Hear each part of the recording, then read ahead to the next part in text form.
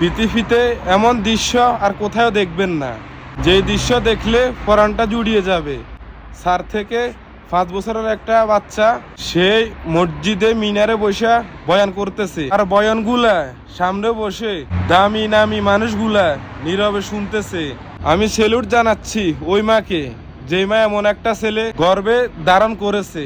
পৃথিবীতে এরকম সন্তান লাখে একটা হয়।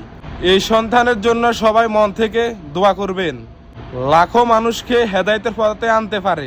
আমি বলি কি, মাদ্রাসার শিক্ষার বিপক্ষে অনেকে কথা বলে, তাদের উদ্দেশ্যে একটা কথা বলি, এই সন্তানগুলো বড় হবার পর তোমার যখন মৃত্যু হবে, অন্তত পক্ষে কিছু না পারলেও তোমার কবরের পাশে যায় 2 হাত তুলে মুনাজাত করতে পারবে, কবর জিয়ারত করতে পারবে। সুতরাং এ মাদ্রাসা পড়া ছেলেদের জন্য সবাই মন থেকে দোয়া করবেন।